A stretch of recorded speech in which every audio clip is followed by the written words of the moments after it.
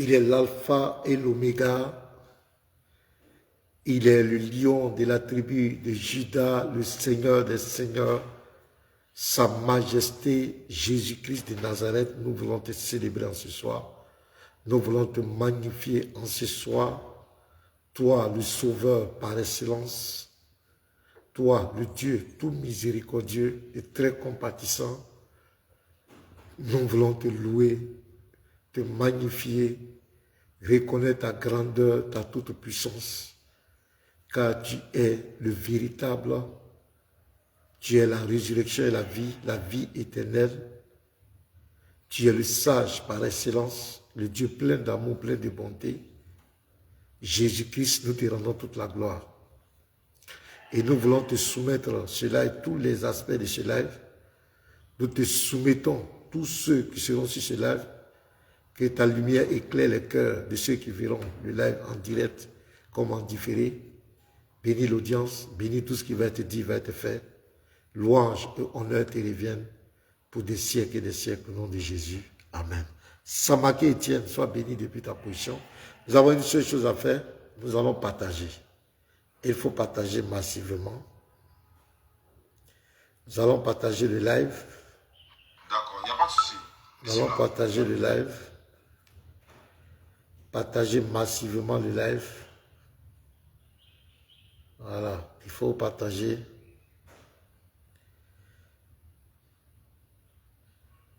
Partageons massivement. Il faut partager.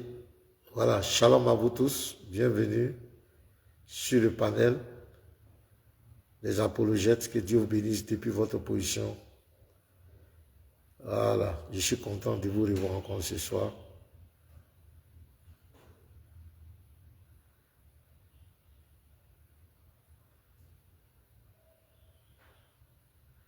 Voilà, shalom, shalom à vous.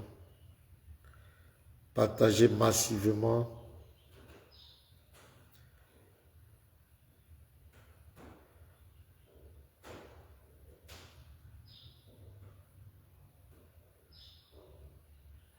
Faites monter le mercure, les frères.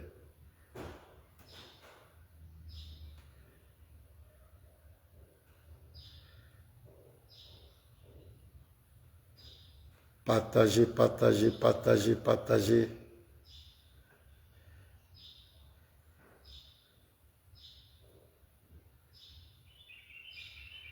Partagez, partagez, partagez, partagez.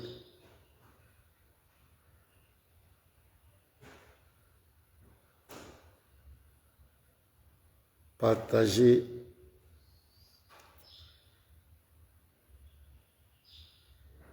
Je suis en train de partager, il faut partager.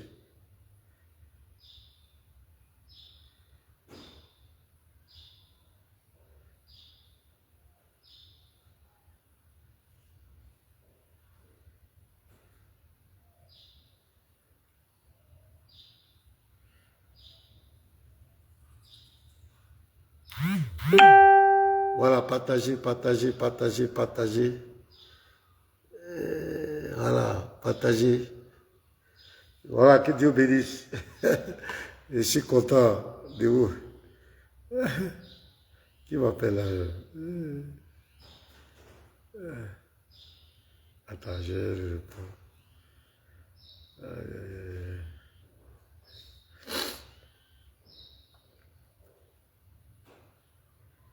Allô, monsieur Yaya?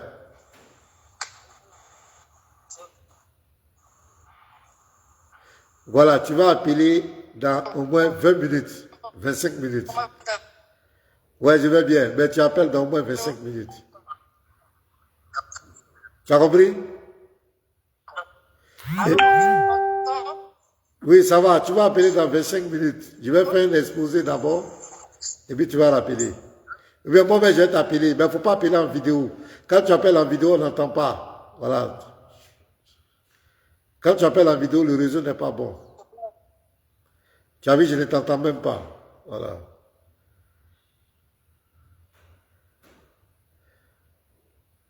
C'est le musulman qui veut venir poser des questions. Là. Et c'est vraiment eux, là. Partagez, partageons, partageons, partageons, partageons, les frères.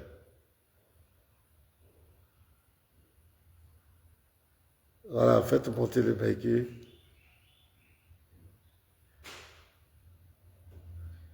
J'ai 2 vidéos, on a 2 trucs à régler, et puis après lui, je ne sais pas quel est son problème. Là.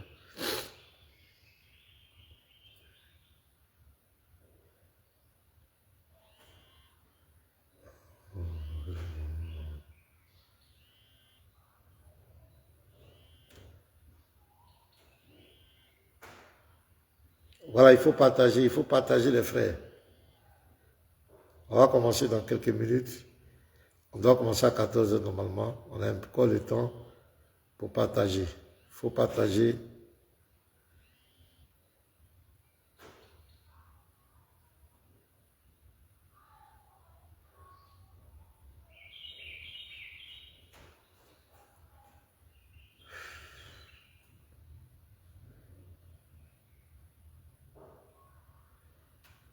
Partager.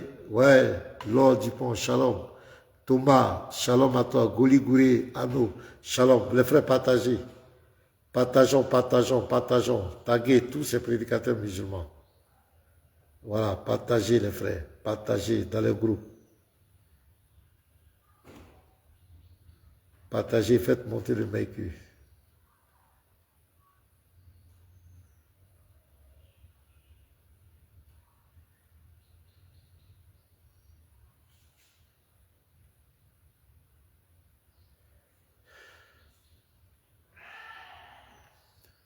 Emmanuel Koiba, sois béni, mon frère. Voilà, je vous salue tous avec respect. Voilà, nous avons quelques minutes pour partager rapidement.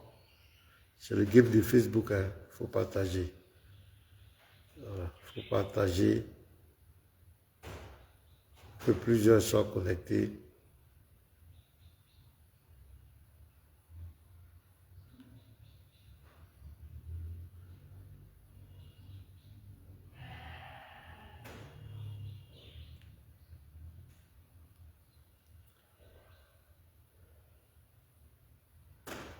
Partagez, partagez, partagez, partagez, tapoter.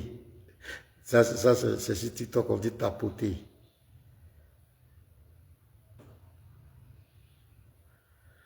Partagez, pomper les cœurs. Voilà, ça c'est Facebook. Il faut pomper les cœurs. Il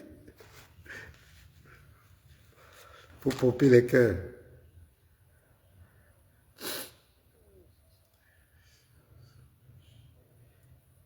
Pomper les cœurs, pomper les cœurs, pomper les cœurs, pomper les cœurs. Il faut qu'on monte.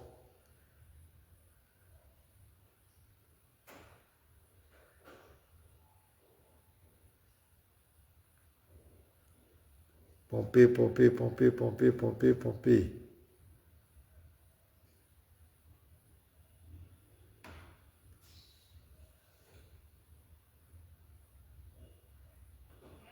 Voilà, shalom, shalom à tous. Hein. Voilà, que Dieu bénisse. Bienvenue à tous sur le panel des apologètes. Continuons de partager. Continuons de partager.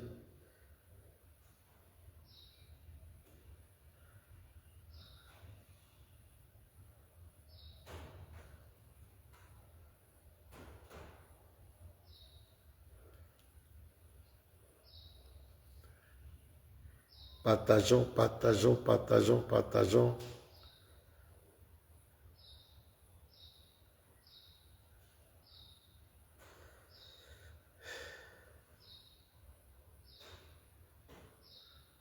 Voilà, partageons. Chantez, partager. Il faut partager. Voilà.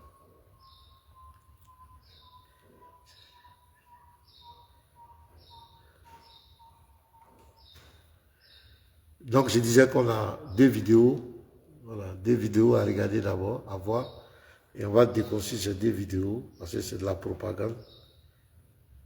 On va les déconstruire. Et après ça,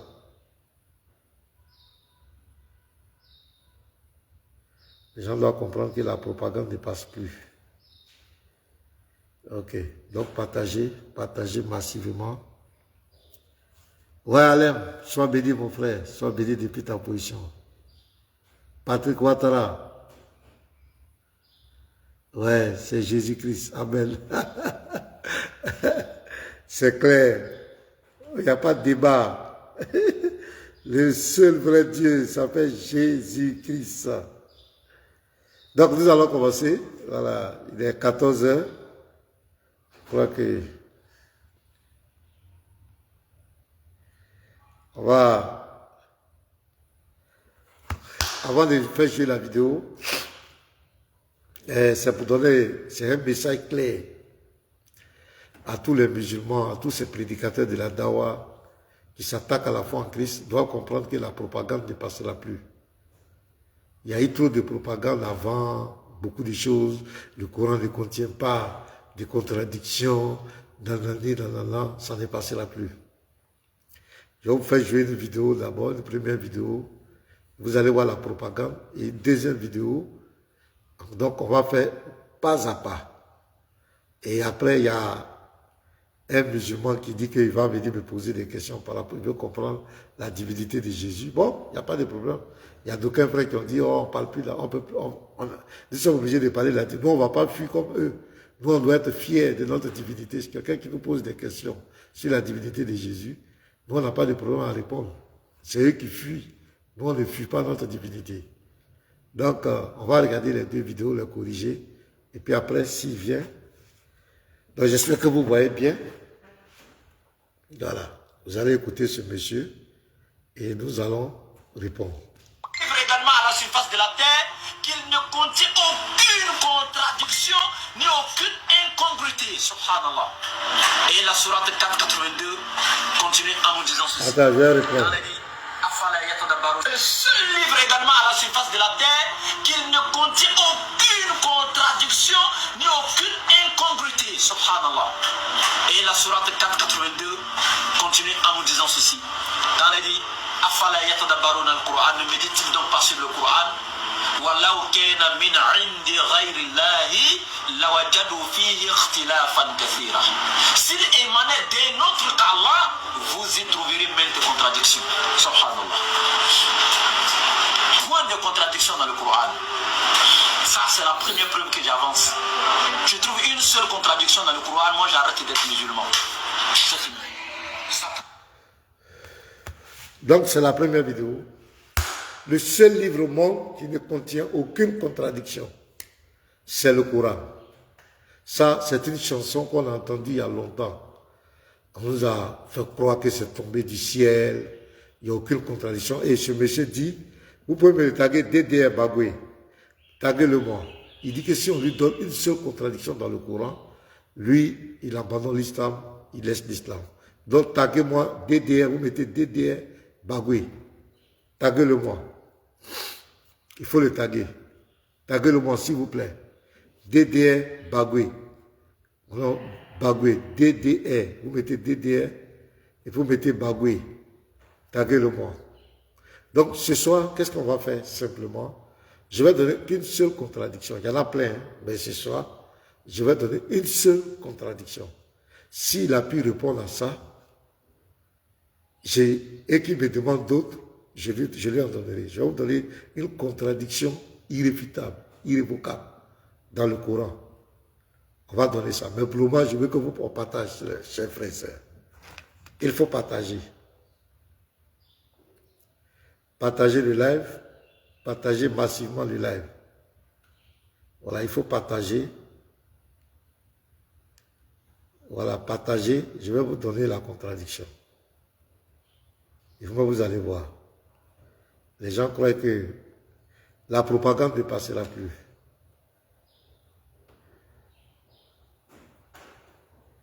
Voilà.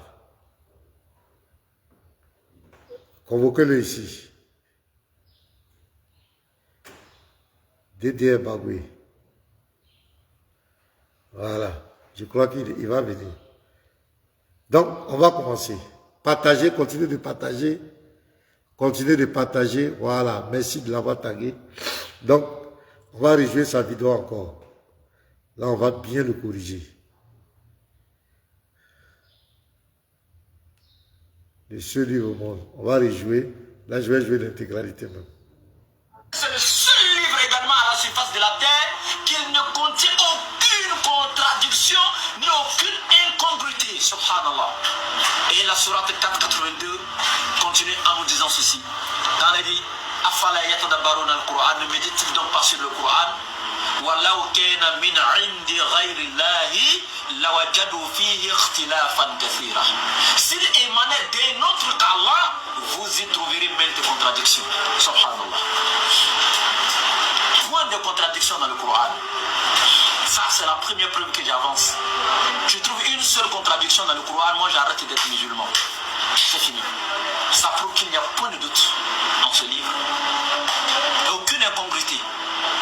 Un style parfait, lecture parfaite. Le mal ne peut l'atteindre ni de par devant ni de par derrière. La parole d'Allah est Ok, créée. donc on va descendre sur terre. La parole d'Allah est créée, aucune contradiction. Donc on va prendre quelques versets qu'on va lire. Vous allez prendre avec moi, vous suivez avec moi, on va aller ensemble. On va commencer d'abord par la sourate 12. Ah, vraiment la publicité là. Voilà. On va aller la sourate 12, le verset 1. Donc on va aller doucement. Alif Lam Ra, tels sont les versets du livre explicite. Donc, le Coran dit qu'il est un livre explicite. Notez bien, prenez votre dictionnaire, cherchez le mot explicite. Qu'est-ce que ça veut dire? Sourate 15, le verset 1. Alif, Lam, Ra, voici les versets du livre et d'une lecture explicite. Donc c'est répété, Sourate 12, 1, Sourate 15, 1, le Coran est explicite. Sourate 27, le verset 1. Ta, Sin, voici les versets du Coran et d'un livre explicite. C'est répété. Sourate 28, le verset 2. Voici les versets du livre explicite. Donc prenez votre dictionnaire, explicite. On va encore, Sourate 44, Sourate 44, verset 2. Par le livre, le Coran explicite. Vous comprenez?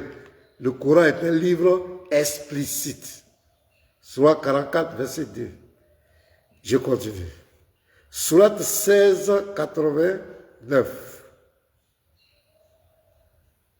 Sourate 16, 89.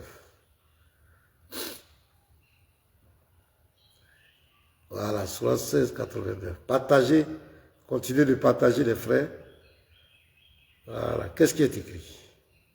Et le jour où dans chaque communauté, nous susciterons parmi eux-mêmes un témoin contre eux. Et nous t'amènerons Mohammed comme témoin contre ceux-ci. Et nous avons fait descendre sur toi le livre comme un exposé explicite de toutes choses, ainsi qu'un guide, une grâce et une bonne annonce aux musulmans. Donc ici encore, on dit le livre, sur toi le livre, le Coran, comme un exposé explicite de toutes choses. On est d'accord, hein? Je continue. Je continue. Partagez le live. Partagez et mettez les cœurs. Sourate 7, 52. Nous leur avons apporté un livre que nous avons détaillé en toute connaissance, à titre de guide et de miséricorde pour les gens qui croient. Je continue encore. Sourate 54, le verset 22. Voilà. Sourate 54, verset 22. En effet, nous avons rendu le Coran facile pour la méditation. Y a-t-il quelqu'un pour réfléchir dont le Coran a été rendu facile? Donc, explicite, je replie les versets, Sourate 12, verset 1, explicite, le Coran est explicite. Sourate 15, verset 1, le Coran est explicite. Sourate 27, verset 1, il est explicite. Sourate 28, verset 2, il est explicite. Sourate 44, verset 2, il est explicite. Sourate 16, 89, il est explicite. Sourate 7, 52, il est détaillé en toute connaissance. Sourate 54, verset 22, il est rendu facile pour la méditation. Sourate 18, le verset 1. Attachez vos ceintures. Louange à Allah, qui a fait descendre sur son serviteur Mohammed le livre. Et il n'y a point introduit de tortuosité, ambiguïté. Donc dans le Coran, il n'y a pas d'ambiguïté. Parce que c'est un livre qui est explicite. C'est ce qui est écrit. Maintenant, on va aller par la définition du mot explicite. Explicite. Qu'est-ce qui signifie explicite? Explicite. Voilà. Ça veut dire quoi? Qui est exprimé, rédigé ou énoncé par quelque chose de manière directe, d'une façon claire et précise sur laquelle on ne peut se tromper. Dans le cas du texte, l'explicité est ce qu'il affirme textuellement. Donc, explicite, c'est un livre qui est clair, qui n'a aucune ambiguïté, qui n'a aucune tortuosité. Il est clair, il est clair. D'accord. Maintenant, dans le même courant, on va aller prendre un autre verset, Sourate 3, le verset 7. Sourate 3, le verset 7. Vous allez voir la magie. Voilà. Mais là, écoutez très bien. La contradiction arrive. C'est lui qui a fait descendre sur toi le livre, c'est-à-dire le même Coran. Il s'y trouve des versets sans équivoque. Donc, il y a des versets explicites, clairs, qui sont la base du livre. Et d'autres versets qui peuvent prêter à des interprétations diverses. Donc, ça commence déjà. Donc là, le Coran commence à se partager. Or, les autres versets que j'ai lus, on dit que le Coran est un livre explicite. On n'a pas dit une partie, on dit qu'il est explicite. Ici, on dit, je relis, c'est lui qui a fait descendre sur toi le livre, c'est-à-dire le Coran. Il s'y trouve des versets sans équivoque, c'est-à-dire qui sont clairs, explicites. On est d'accord, qui sont la base du livre, et d'autres versets qui peuvent prêter à des interprétations diverses. Point. Mais là, écoutez, les gens donc qui ont le cœur, qui ont au cœur une inclinaison vers l'égarement, mettent l'accent sur les versets à équivoque. Donc, Allah dit ici que dans le même courant, il y a des versets qui sont explicites, sans équivoque. Deuxièmement, il y a des versets à diverses interprétations, parce qu'ils ne sont pas clairs. Troisièmement, il y a des versets à sens équivoque. Maintenant, il dit, ceux qui ne sont pas musulmans, nous autres qui ne sommes pas musulmans, nous on met l'accent sur ces versets à sens équivoque. Mais tous ces versets à sens équivoque sont dans le Coran. Ce n'est pas ailleurs. Je n'ai pas encore fini. Il dit, cherchant la dissension en essayant de leur trouver une interprétation, alors que nul n'en connaît l'interprétation. Donc Allah dit dans le Coran encore, il y a des versets que c'est lui seul qui peut interpréter. Donc ça veut dire que le Coran, il n'est pas clair. Il n'est pas clair. Si dans le même Coran, il y a des versets à diverses interprétations, pourquoi ils sont à diverses interprétations? C'est parce que ce n'est pas clair. Et il dit que ce sont des versets à sens équivoque. Qu'est-ce que signifie quelque chose qui a un sens équivoque? On va aller. Un verset qui a un sens équivoque, qui peut s'interpréter de plusieurs manières et n'est pas clair. Allez-y sur Google partout. Les versets à sens équivoque, ce sont des versets qui peuvent s'interpréter à plusieurs manières. Pourquoi? Parce que ces versets ne sont pas clairs. Alors que le Dieu de l'islam nous a dit, selon tous ces sourates que j'ai cités, sourate 12, 1, sourate 15, 1, sourate 27, 1, sourate 28, 2, sourate 44, 2, sourate 16, 89, sourate 16, 52, sourate 54, 22 et sourate 18, verset 1, que le Coran est un livre explicite dans lequel il n'y a aucune ambiguïté. Mais comment ce même Dieu vient nous dire dans le même Coran, et il y a des versets à sens équivoque. Prenez le synonyme de mot équivoque. C'est ambigu. C'est-à-dire c'est des versets qui ne sont pas clairs. Mais comment un livre peut être à la fois explicite et être encore avoir des versets à sens équivoque dedans?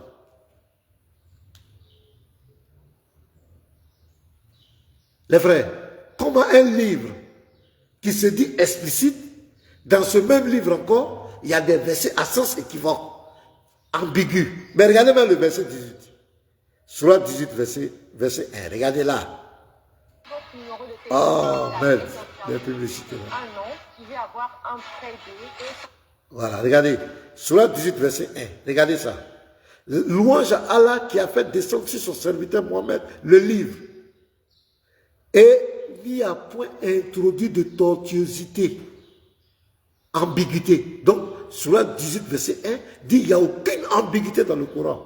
Il n'y a pas de tortuosité. Mais comment la sourate 3, le verset 7, le même Allah te dit que dans ce même Coran, il y a des versets à sens équivoque, il y a des versets ambigus. Et même il va plus loin, ces versets-là, c'est lui seul qui détient l'interprétation. Ça veut dire que l'homme, ce n'est pas explicite. Ce n'est pas clair. Maintenant, regardez. Comment un livre qui est explicite, pour le comprendre, il faut étudier les tafsirs. Il faut étudier les tafsirs. Si on étudie les tafsirs pour comprendre le Coran, ça veut dire qu'il n'est pas clair. Ça veut dire qu'il n'est pas explicite. Les frères, si ce que je dis, ça n'a pas de sens, reprenez mon commentaire. Comment un livre qui est explicite, pourquoi il faut avoir les tafsirs, les hadiths, la jurisprudence, les écoles. Et même dans les tafsirs, les chiites ont les tafsirs.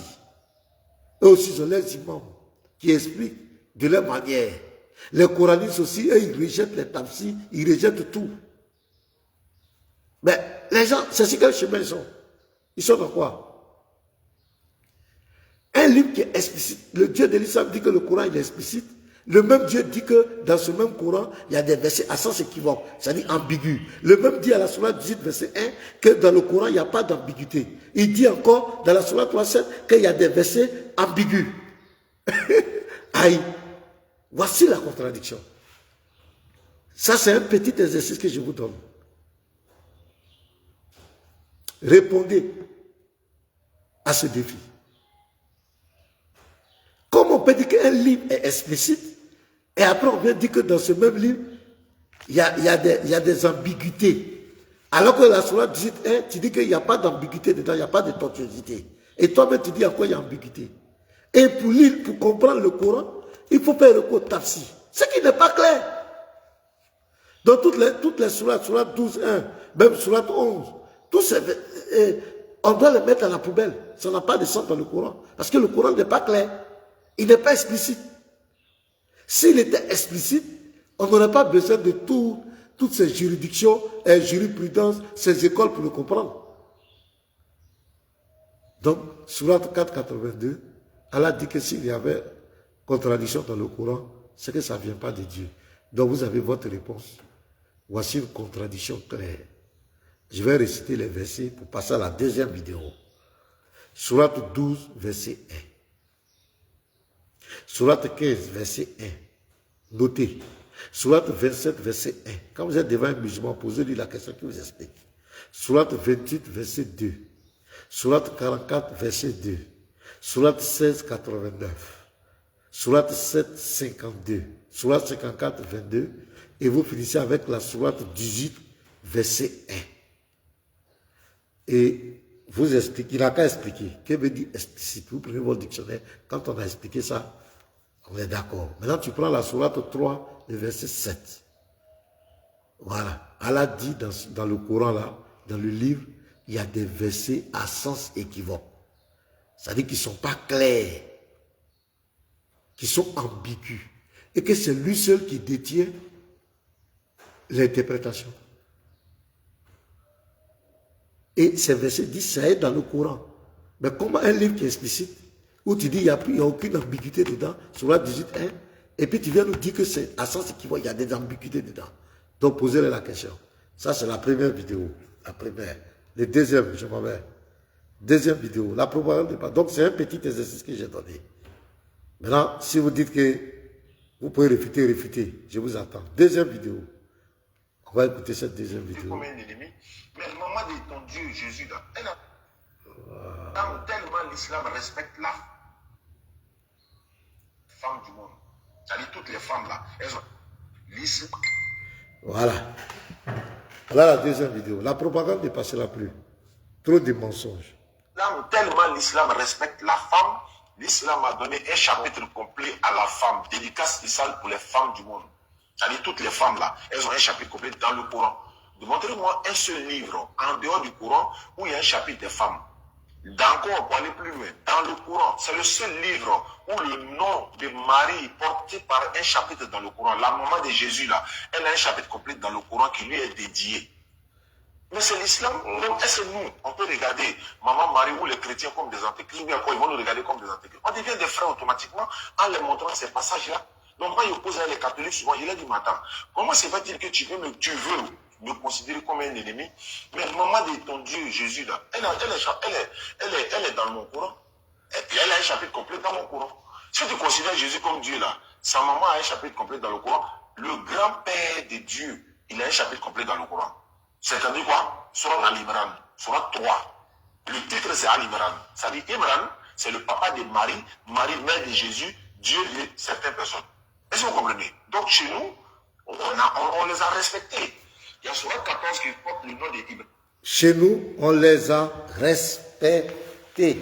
Donc il dit là, le Coran est le seul livre qui a respecté Marie, qui a respecté la femme.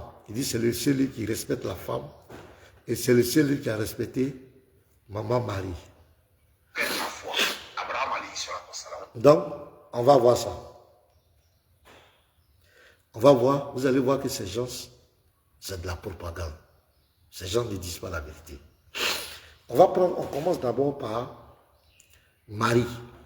Est-ce que le Coran a respecté vraiment Marie? Ben, je vous préviens que Marie du Coran, ce n'est pas la Marie de la Bible. La Marie du Coran est une femme célibataire. La Marie de la Bible était fiancée à Joseph. La Marie du Coran n'est pas fiancée. Donc ce n'est pas les mêmes personnes. La Marie du Coran, c'est la sœur de Aaron, la sœur de Moïse. Leur papa c'est Amram. Vous prenez Nombre 26, verset 59.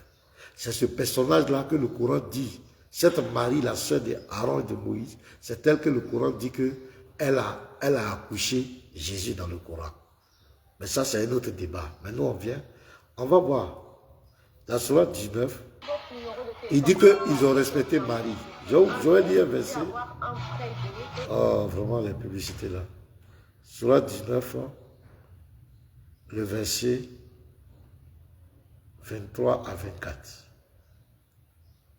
Vous allez voir que c'est le livre qui a le plus déshonoré Marie. Qui a déshonoré Marie, ce livre. Écoutez, Sourate 19, le verset 24. Alors, il l'appela d'au-dessous d'elle.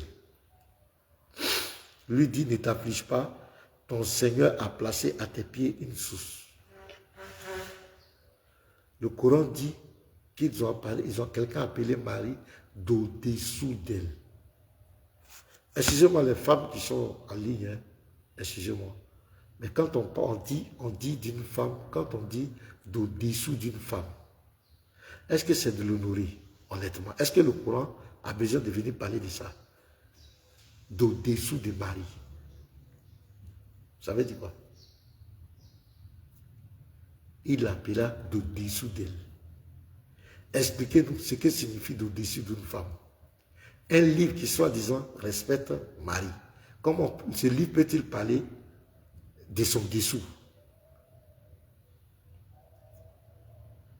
Il dit, vraiment, il dit le Coran respecte le mari. D'abord, vous avez détourné son identité. Vous avez biaisé son identité. Et vous partez parler d'au-dessous d'elle. Sur la 19-24, vous pouvez vérifier. Vous avez parlé d'au-dessous d'elle. 19-24. Et dans ce même courant, ils vont faire de Marie une menteuse. En quoi vous l'avez respectée? Je prends le verset 26. Mange donc et bois, et que ton œil se réjouisse. Si tu vois quelqu'un d'entre les humains, dis-lui, assurément je vois un jeune de Tout-Puissant, je ne parlerai plus donc aujourd'hui à aucun être humain. On dit mange et bois. Si tu vois quelqu'un d'entre les humains, dis-lui, assurément je vois un jeune au tout miséricordieux. Quand on prend ce verset, ils nous disent que c'est le jeûne de la parole. Mais alors que si on dit mange, il faut manger, boire. Mais si tu vois quelqu'un, il faut dire que tu n'as pas mangé, tu es en jeûne. On l'amène à mentir. Ils disent que c'est le jeûne de la parole. Mais regardez ici. Jeûne de la parole. Mais lisez, regardez bien le verset. Si tu vois quelqu'un d'entre les humains, dis-lui. Mais quelqu'un qui a jeûne de la parole, mais il ne doit pas parler. Ou bien, à partir du moment où tu parles, c'est que tu n'es plus dans le jeûne de la parole. On dit, dis-lui, assurément j'ai voué un jeûne. C'est-à-dire que le jeûne au passé composé, c'est-à-dire qu'elle est dans le jeûne déjà. Mais quelqu'un qui est dans le jeûne de parole, et puis on lui dit, on dit, dis, c'est qu'il a coupé le jeûne. C'est comme si tu es dans le jeûne, tu dis, je ne mange pas, je ne bois pas. Et puis on te dit, bois, ou bien mange. Ça veut dire que tu as coupé, si tu manges, tu as coupé. Donc, ce n'est pas jeûne de parole ici. On dit qu'il faut manger, il faut boire. Mais si tu bois quelqu'un, il faut dire je n'ai pas mangé. Tu fais ça. Je n'ai pas mangé. Donc, en fait, non seulement on parle des dessous des maris, on lui arrache son fiancé, parce que dans le Coran, il n'y a plus son fiancé. Elle devient une femme célibataire, abandonnée, et les douleurs de l'enfantement vont lui la surprendre. Dans un endroit seul, c'est déshonorant, et on va parler de dessous, on va parler de son dessous. Et on va la faire passer pour une menteuse. On va lui demander de mentir. En quoi vous avez respecté Marie? En quoi vous l'avez honorée? C'est dit n'importe quoi. Deuxièmement, il dit que c'est le seul livre qui a honoré la femme, qui a respecté la femme. Et il y a un chapitre complet pour les femmes. On va lire. Sourate 4, verset 34. C'est la femme, non? Ça c'est la sourate des femmes. Voilà, on va prendre le verset 34. C'est de la propagande, c'est des mensonges. Sourate 4, verset 34 nous dit quoi? Regardez les frères. Les hommes ont autorité sur les femmes, en raison des faveurs qu'Allah accorde à ceux-là, sur celles-ci, et aussi à cause des dépenses qu'ils font de leurs biens. Les femmes vertueuses sont obéissantes à leur mari et protègent ce qui doit être protégé pendant l'absence de leur époux, avec la protection d'Allah. Et quant à celles dont vous craignez la désobéissance, exhortez-les, éloignez-vous d'eux dans les lits et frappez-les. Frappez-les. Si elles arrivent à vous obéir, alors ne cherchez point de voir contre elles, car Allah est saint, haut et grand. Mais quand on demande de frapper une femme, c'est de la respecter. C'est le seul livre au monde qui demande de frapper la femme. Bon, pourquoi ces gens mentent? Pourquoi ils font de la propagande? Un livre qui demande explicitement à l'homme de battre sa femme. Quand il craint la désobéissance, il demande de la battre, de la frapper. Et quand tu vas présenter ça, non, en arabe, ça veut dire non, il faut la taper sans la blesser. C'est faux. Parce que regardez la sanction. On dit quoi? Et quant à celle dont vous craignez la désobéissance, donc vous allez voir, exhortez-les. Donc ça, c'est dans la bouche. Ah, ma femme, il ne faut pas faire comme ça.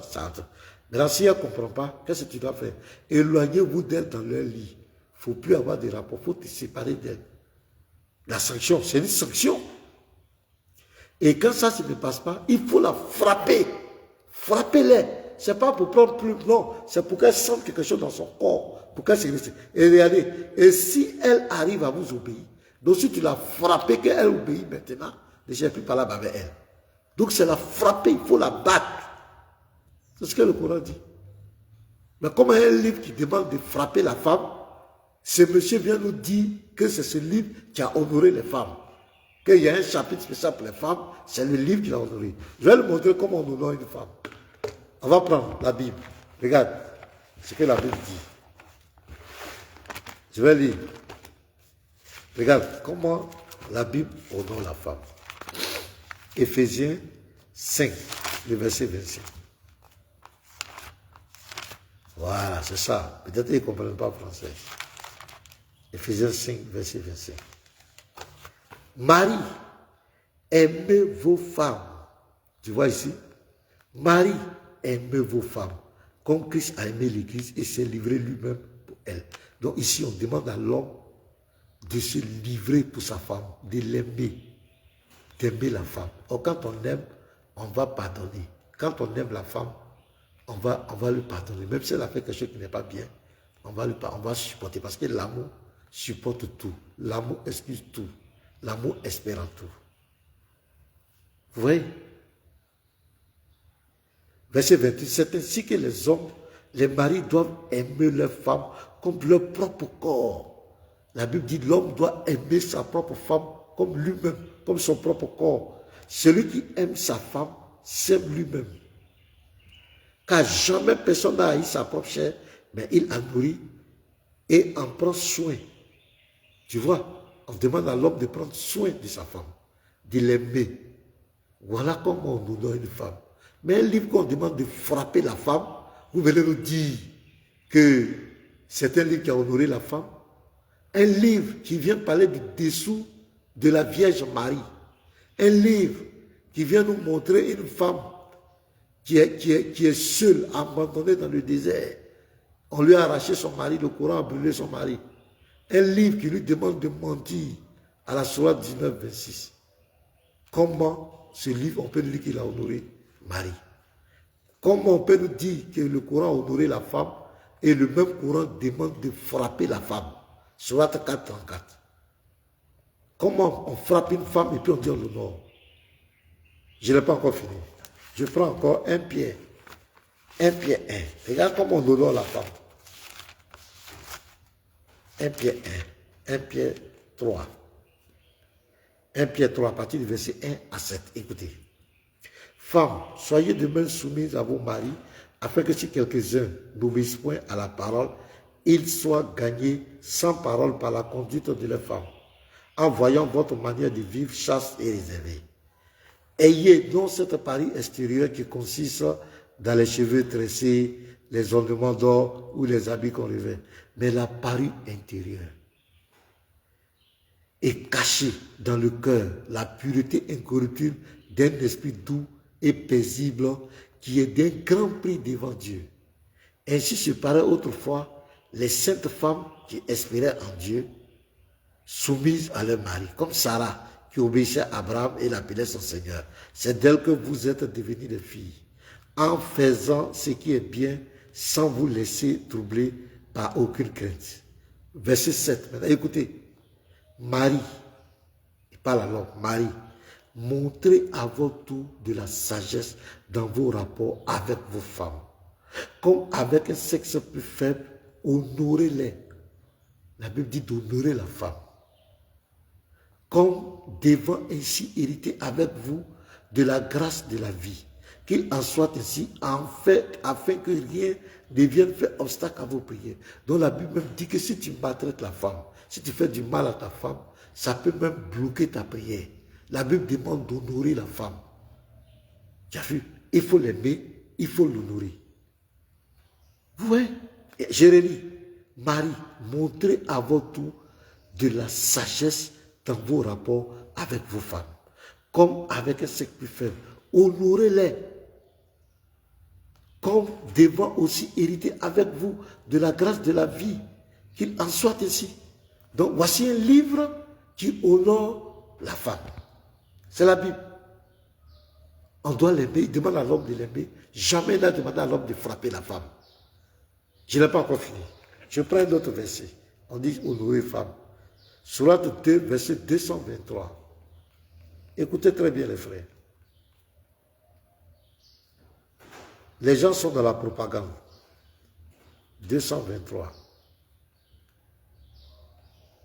Voilà, on est arrivé, nous y sommes. Écoutez ce verset. Vos épouses, c'est-à-dire il s'adresse aux hommes, vos épouses sont pour vous comme un champ de labour. Donc la femme ici dans le Coran est comme un champ de labour pour l'homme. Allez à votre champ comme et quand vous le voulez. Allez à votre champ comme et quand vous le voulez. Quand on rentre dans les tests, dans les sources musulmanes, il y a beaucoup de choses. Le comme, là, le comme. Ah. Je vais inviter Yeshua ici, il va venir faire un enseignement, ou bien on va passer sur TikTok, on va sur mon panel. Le comme, là, c'est que les savants musulmans disent du comme. Même tu peux prendre par derrière. Tout ça, ça est dedans. Dans les tests. Je n'ai pas ça sur devant moi ici, il ne faut pas y abuser, mais ça est dedans. Comme et quand vous le voulez, et œuvrez pour vous-même à l'avance. Ça dit que il faut, le rapport sexuel que tu fais, c'est pour toi tes intérêts. Elle est satisfaite, elle n'est pas satisfaite. Toi, tu dois œuvrer pour toi. C'est ton champ. Tu couches avec elle comme tu veux. Mais regardez ici, l'amour, dans le mariage, le rapport sexuel, c'est le consentement du couple. C'est-à-dire que si la femme est fatiguée, elle est malade, elle a quoi? Si le monsieur lui veut framponner, il va quand et comme il veut, c'est son champ, c'est sa propriété, il fait d'elle ce qu'il veut. Est-ce que c'est honorer la femme? Regardez dans la Bible, regardez ce que la Bible dit. 1 Corinthiens 7. Regardez ce que la Bible dit dans le foyer. 1 Corinthiens 7, le verset 3 à 5.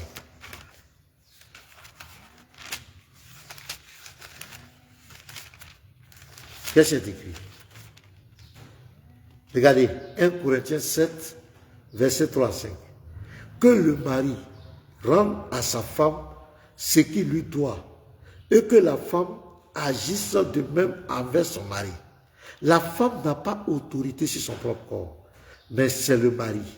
Et pareillement, le mari n'a pas autorité sur son propre corps, mais c'est la femme. Ne vous privez point l'un de l'autre, si ce n'est d'un commun accord. Donc la Bible nous dit que le corps de la femme, c'est pour son mari. Et le corps du mari aussi, c'est pour la femme. Et vous ne devez pas vous priver les uns les autres, mais vous devez le faire de façon consentante. Même s'il va avoir un rapport sexuel, ça doit être de façon consentante. La femme n'est pas l'objet de l'homme où il va aller avec elle. Si elle est fatiguée, qu'elle dit mon mari, je suis fatigué. Le mari doit comprendre parce que c'est de façon consentante. De l'autre côté, il n'y a pas de consentement. On dit c'est son champ. Il fait d'elle comme et quand. Comme et quand. C'est-à-dire il fait ce qu'il veut sur elle. Et quand il veut, elle n'a pas de mots à dire. D'ailleurs, si elle n'obéit pas, ils vont la frapper. Quel malheur à toi. Ils vont te frapper. Ouais. Donc, comment ces gens viennent nous dire que la femme est honorée? C'est le seul livre qui honore la femme. C'est le seul livre qui honore la femme. Pourquoi vous mentez? C'est de la propagande. Et gare à vos propagandes. Hein? Lui, il a parlé de Dieu, faux Dieu. Toi, tu connais ce que tu adores? Oh, ne provoquez pas les gens. Hein? Vous parlez de Dieu. Vous connaissez Dieu, vous? Vous savez ce qu'on appelle Dieu, vous? Vous savez ce que vous adorez? Donc, voici un peu les frères. Première propagande, le Coran est le livre dans lequel il n'y a pas de contradiction. Je vous ai donné une contradiction. Et une philosophie de ça là. Ça, si vous engagez le débat avec eux, philosophie va vous tuer. En tout cas, préparez les doliprane, quoi. Comme dans un livre, on dit le livre est un livre qui est explicite, et dans le même livre, on dit qu'il y a des versets à sens équivoque, ambigu, dans le même livre. Et encore, un livre qu'on dit qui est explicite, pour le comprendre, il faut voir les tafsirs, les hadiths, les jurisprudences, les écoles. Aïe. Deuxièmement, on dit que ils disent que le Coran a honoré la Vierge Marie. Mais à la sourate 19-24, on parle du dessous d'une femme. Quand on parle du dessous d'une femme, on la déshonore. Il n'y a pas plus grand déshonneur que de parler du dessous d'une mère. De parler du dessous d'une mère. Il n'y a pas plus déshonorant. Et c'est le seul livre du Coran qui parle de ces choses. Et comme on peut nous dire qu'il a respecté Marie. On parle d'une femme seule abandonnée dans le désert, dont les douleurs de l'enfantement l'ont surprise. Elle est seule. Son fiancé Joseph, dans le Coran, n'existe pas. Voici une femme qui est déshonorée dans le désert, qui est enceinte. Une femme, on parle de dossier d'elle, au verset 26, on lui demande de mentir. On dit, le Coran est le seul livre qui a honoré la femme. Sourate 4, on dit, il y a un chapitre pour elle. Oh, le chapitre là, Sourate 4, 34, le Coran demande de frapper la femme. L'homme doit frapper sa femme s'il sent de la désobéissance. Sourate 2, verset 223, le Coran dit que la femme est comme un champ de labour pour son mari. Il doit aller à son champ comme et quand il veut. Mais le comme là, si on vous explique le comme, c'est terrible. Et la femme n'a pas de mot à dire, qu'elle soit fatiguée, qu'elle n'ait pas envie. Mais quand on a lu les versets de la Bible, on parle du consentement entre monsieur et madame. Les rapports sexuels, l'amour, c'est le consentement entre les deux couples, dans le couple. Mais on ne peut pas dire que l'homme, la femme devient comme un champ pour lui, il va avec elle comme et quand il veut, et on vient nous dire que ce livre respecte la femme. Il y a d'autres sources qui parlent de témoignage pour que la femme puisse témoigner. Il faut 2 femmes pour témoigner contre le témoignage d'un homme, parce qu'elle a une déficience mentale. Et même dans les sources musulmanes, le prophète de l'Islam a dit, c'est les femmes qu'il a vu le plus grand nombre dans l'enfer. Ce sont les femmes qui ont rempli plus l'enfer, qui sont les plus nombreuses, qui vont dans l'enfer. Dans d'autres sources, on dit par exemple que la femme qui refuse des rapports sexuels avec son mari, les anges la maudissent jusqu'au matin. Même les anges, on introduit leur bouche dans l'affaire des foyers. Ça, c'est quelle religion, ça? Hein? C'est quelle religion, ça? Donc, arrêtez la propagande. C'est un défi. Je vous ai donné une seule contradiction. J'attends votre réponse. J'attends. Et je vais vous envoyer encore. Ça, c'est comment on appelle ça? C'est un petit exercice. On va voir comment vous allez répondre. Si vous êtes malin, taisez-vous. Taisez-vous. Si vous essayez de répondre, soyez à la hauteur. Parce que ce qui va venir après, là, c'est fort. La propagande ne passe plus. Il n'y a pas un livre qui est descendu du ciel. Il n'y a pas un livre qui est descendu quelque part. Et on va vous le prouver. Voilà. Que Dieu bénisse. Donc, je crois que c'est bien noté. Je vais appeler mon ami là. Je vais écouter ce qu'il veut dire.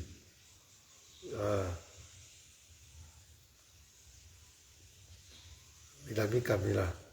Moi, Attends, je vais l'appeler ici. Monsieur Yaya. Voilà. T'as partagé.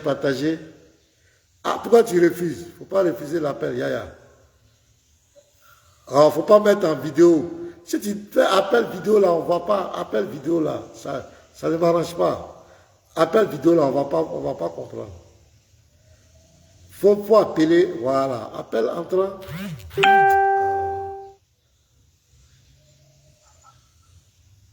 Allô? Pourquoi il faut couper la caméra là? Il faut couper la caméra. Là, le réseau sera bon. Faut appeler directement. C'est ta voix qu'on entend. Moi, je suis devant l'écran. Appelle directement, appelle direct. Il faut couper la caméra là. Ok. Voilà, coupe. Voilà, appelle directement. Appelle la caméra. Voilà. Voilà, c'est bon.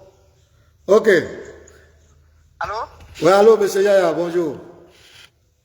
Bonjour, monsieur le pasteur. Comment allez-vous? Ouais, ça va bien. On t'écoute, hein? Moi, j'ai fini mon exposé. On Je t'écoute. voudrais savoir, quelle est la définition de Dieu selon vous? Dieu, c'est sujet d'adoration. Ça là, je peux dire que c'est mon Dieu. Si je l'adore, c'est comme mon Dieu. C'est tout. Dieu, c'est juste sujet d'adoration. Ok. La fois passée, j'avais dit que j'allais poser des questions sur la divinité de Jésus et tu m'as dit que tu auras le live d'abord le lundi. Le lundi, lorsque je t'ai rappelé, tu m'as dit non, que ça sera le mercredi. N'est-ce pas? Ouais, vas-y, vas-y avec toi. Vous avez dit que vous allez me donner les versets clairs qui prouvent la divinité de Jésus, donc je vais les verser là. Là, ok, je vais te donner un verset. Je vais commencer d'abord par... Je te prouve ça où? Dans la Bible, hein? Oui, dans la Bible. Ok. Voilà, après, il ne faut pas dire que non, je ne crois pas. Je vais te montrer un verset qui prouve la divinité de Jésus. Un chapitre. Au commencement était la parole. Et la parole était avec Dieu. Et la parole était Dieu. Donc c'est Jésus-Christ qui est la parole de Dieu. Est-ce qu'on est d'accord? Vas-y, je vous écoute. Non, on est en train de téléchanger. Je te pose, il faut répondre. Faut répondre. Vous pouvez répondre en lecture, s'il vous plaît. J'ai dit, est-ce que dans la Bible, là, Jésus est la parole de Dieu, non? Jésus est la parole de Dieu selon vous dans la Bible. Ah, c'est devenu selon nous.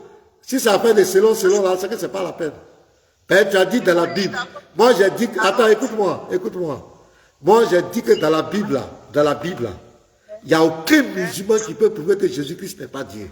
Tu es venu dans la Bible, il ne faut pas dire selon. Si on rentre dans faire des selon, c'est que ça ne marche pas. D'accord, monsieur Mina. Voilà. Après des selon, là, je ne suis pas dedans. Dans la Bible, j'ai dit, il n'y a pas son musulman qui peut prouver dans la Bible que Jésus-Christ n'est pas Dieu. Donc, il ne faut pas venir, mais si tu es venu, pour que je te montre dans la Bible où Jésus est Dieu, il ne faut pas venir dire selon. Déjà, ce n'est pas bon. Allô? Oui, allô? Allô? Oui. Vous avez dit au commencement était la parole. Oui. Et la parole était avec Dieu. Et la parole était Dieu. Voilà. Je voudrais poser la question. Est-ce que la parole peut être Dieu? Je ne comprends pas ce que tu as dit. Je ne l'ai pas bien entendu. Vous avez dit qu'au commencement était la parole. Oui. Et la parole était avec Dieu.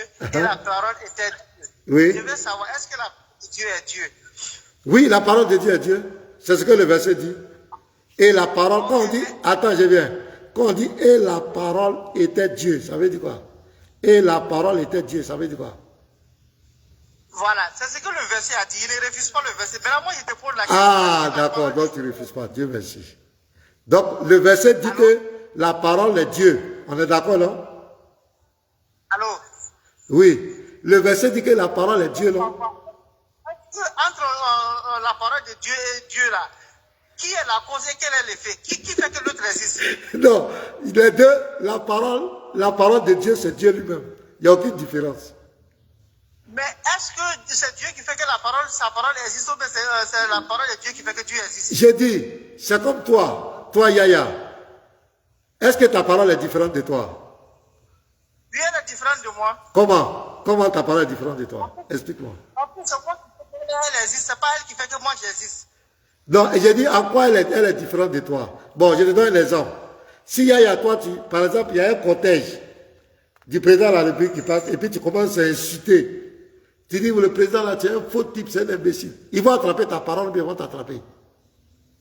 C'est moi. Est-ce que tu as compris ma question? Tu es en train de répondre autrement à ma Non, question. je ne réponds pas. Je suis en train de... Écoute-moi, moi je suis très factuel. Je descends le niveau pour que tu puisses comprendre. Que tu restes la philosophie. J'ai dit, quand tu insultes quelqu'un là, est-ce que c'est ta parole qu'on attrape ou bien c'est toi qu'on attrape? Quand tu insultes quelqu'un, Oui. c'est toi seul on attrape, c'est toi qui as fait que la parole a existé. Maintenant, pourquoi on n'attrape pas ta parole? Puisque les deux, vous êtes différents. Pourquoi on n'attrape pas ta parole? Parce que c'est toi, c'est moi qui ai donné vie à la parole. Parce que toi et ta parole, vous êtes un. Ta parole là, c'est l'expression de ce qui... Ta parole là, c'est l'expression de ce qui est en toi. C'est l'expression de ta pensée. C'est la manière d'explorer et de mettre à l'extérieur ce qui est en toi. Ta parole et toi, vous êtes un. On ne peut pas vous dissocier. Toi, tu es ta parole c'est toi. Il n'y a aucune différence. Pasteur Mena, André, vous n'avez pas compris ma question. J'ai dit, entre moi et ma parole, qui fait que l'autre existe? C'est moi qui fait que ma parole existe, ou bien c'est ma parole qui fait que moi j'existe? Les deux, vous faites que vous existez. Parce que pour te connaître, toi, Yaya, c'est quand on écoute ta parole. Ta parole reflète, ta parole révèle qui tu es en vérité. C'est pourquoi, si tu veux connaître si quelqu'un est bon, écoute sa parole. Si tu veux connaître si quelqu'un est gentil, écoute sa parole. Ta parole révèle ton identité. Donc ta parole te fait exister, toi aussi tu fais exister ta parole. C'est vice versa. Non. C'est moi qui fais que la parole existe. C'est pas la parole qui... Voici, il ne parle pas. Comment tu sauras que j'ai une Ok, on revient, ça c'est la philosophie, on revient au verset. Le verset dit, et la parole était Dieu. Ça veut dire quoi? Et la parole était Dieu, ça veut dire quoi? On revient ici. On dit la parole est Dieu, non? Donc, si vous veux bien comprendre, monsieur Pasteur Mena. Non, on répond ici. On dit, et la parole était Dieu. Ça veut dire quoi? Selon la Bible, on dit la parole était Dieu, selon la Bible. Ah, c'est devenu selon la Bible maintenant. C'est selon la Bible. Donc moi je suis... Attends, faut pas me donner des... Si c'est pour venir me donner les mots de tête là, c'est pas la peine. Parce que si tu veux, si tu as déjà... Tu me dis de te prouver que Jésus est Dieu, non? Donc tu restes tranquille. Mais si tu es venu faire la philosophie, voilà, pour le moment je ne parle pas de ton Coran, je ne parle pas de Allah. Tu m'as posé des questions, je vais te répondre. Mais si tu es venu me poser des questions, et puis on t'explique, tu fais comme tu ne comprends pas, parce que tu ne veux pas croire, tu ne veux pas accepter. Moi, j'ai dit dans la Bible, là, il n'y a pas un musulman qui peut prouver que Jésus n'est pas Dieu. La seule chose que tu vas faire, c'est la philosophie, ou bien c'est le déni, le sophisme. Sinon, tu ne peux pas prouver que Jésus n'est pas Dieu. Ça n'existe pas. La Bible même a été écrite pour parler de la divinité de Jésus. Le Dieu de la Bible, c'est lui qui est Jésus. Donc déjà ici, on dit, et la parole était Dieu. Déjà, tu dis selon vous. C'est-à-dire que tu es en train de rejeter même ce qui est écrit. Mais c'est quel débat j'ai fait avec toi? Allô? C'est quel débat? C'est une perte de temps. Ce qui est écrit, au lieu de dire Amen, tu dis selon vous. Selon vous. Mais tu voulais que nous on dise que Jésus est Dieu, selon quoi? On dit Jésus est Dieu selon quoi? C'est selon la Bible, selon ce qui est écrit. Allô? Monsieur Mena? Allô? Oui, vas-y, je t'écoute. Vous avez dit que la parole de Dieu est Dieu, n'est-ce pas? C'est pas moi qui ai écrit, il faut dire la Bible dit. La Bible dit, il ne faut pas dire tu as dit. Non,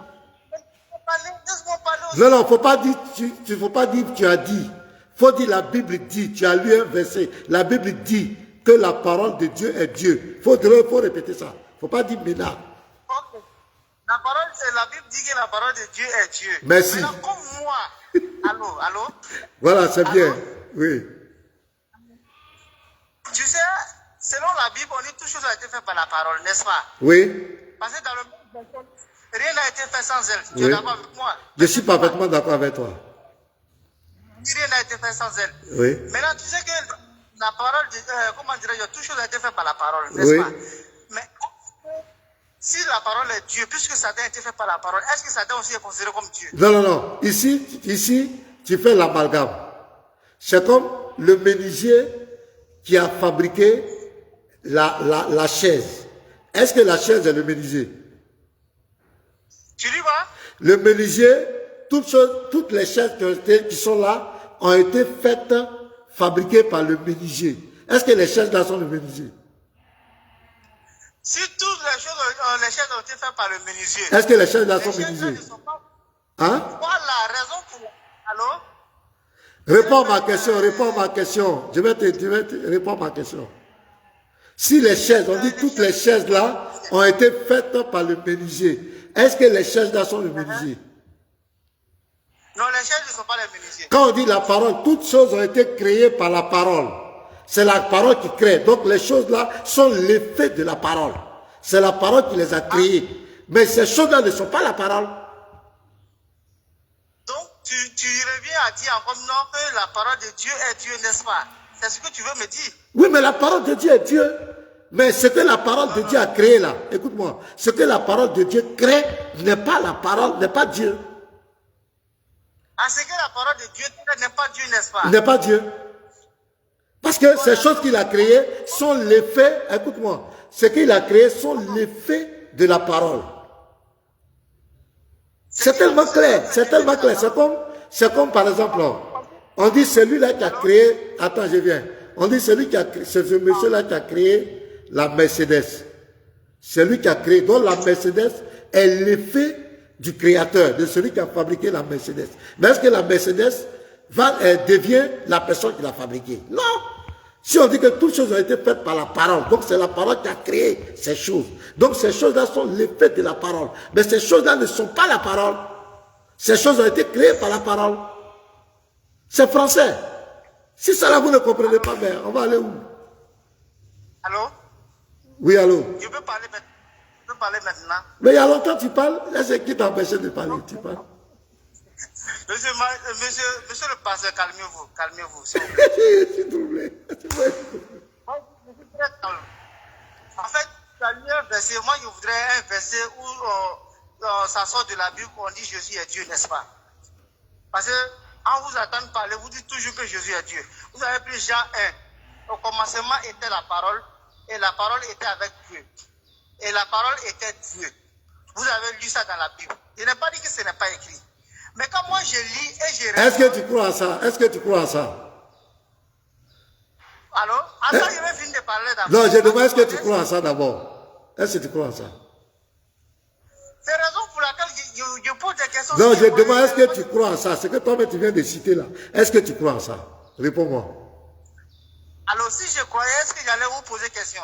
Donc tu ne crois pas. Mais donc si tu ne crois pas à ce qui est écrit noir sur blanc.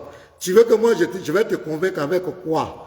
C'est les Écritures que je vais citer. Ce sont les Écritures. Si tu ne crois pas aux Écritures, mais c'est une perte de temps. C'est une perte de temps. Parce que ici on dit, et la parole était Dieu. C'est fini. La parole c'est Jésus. On dit la parole est Dieu.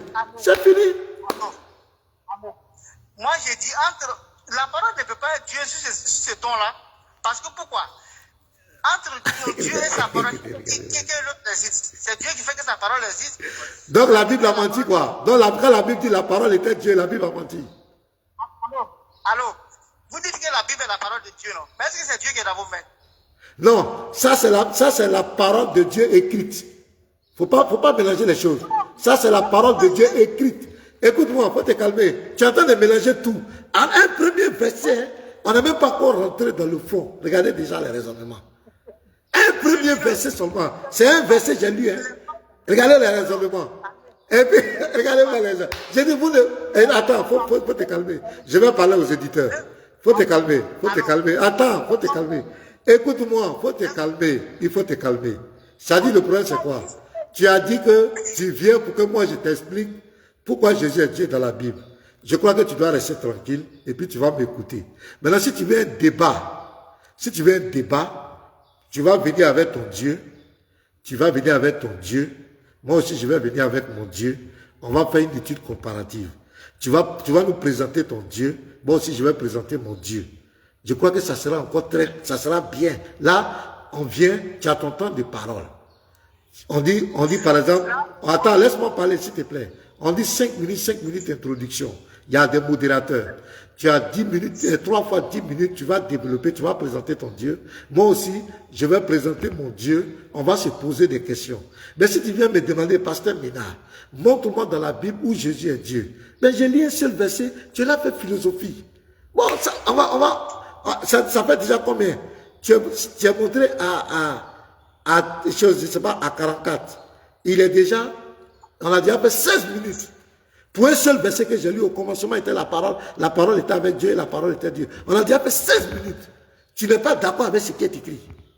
Mais c'est une perte de temps, mon frère. C'est une perte de temps. C'est une perte de temps. C'est comme quelqu'un, c'est comme un athée. Un athée dit Dieu n'existe pas. Quelles que soient les preuves que tu vas lui donner, il n'est pas prêt à accepter. Donc, ça là, c'est me donner des migraines pour rien. Si tu veux un débat, il y a 113 personnes qui sont là. Si tu veux un débat, tu viens avec Allah, ton Dieu.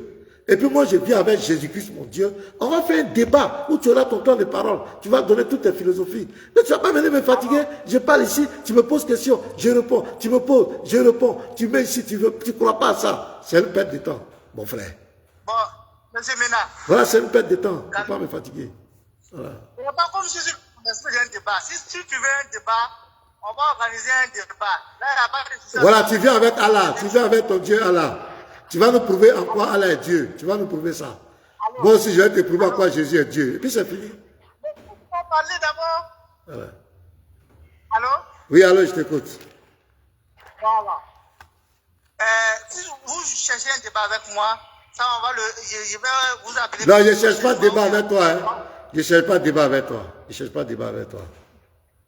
Ça, je ne fais pas de débat avec vous, il n'y a pas de souci. Mais je vais savoir une deuxième question. Est-ce que Marie a reconnu Jésus en tant que Dieu? Oui, Marie, comment on appelle, ce que tu dois comprendre, dans Matthieu 11, le verset 27, la Bible dit, si Jésus ne te révèle pas, puisque c'est Dieu qui s'est dépouillé, c'est Dieu qui a pris la forme humaine pour venir sur la terre. S'il ne se révèle pas à toi en tant que Dieu, tu ne pourras jamais savoir que c'est Dieu qui est là. Tu ne peux pas savoir. C'est comme les gens qui sont au village. Le père, il vit avec les enfants. Mais il y a des pères qui dansent le masque. Si le père porte le masque, même s'il vient devant ses enfants, s'il n'a pas dit que c'est moi qui suis devant vous, vous ne pourrez jamais savoir que c'est votre papa qui est là. Donc, Jésus, c'est quoi? C'est Dieu qui rentre dans sa création en prenant un corps humain. Il est venu comme un simple homme.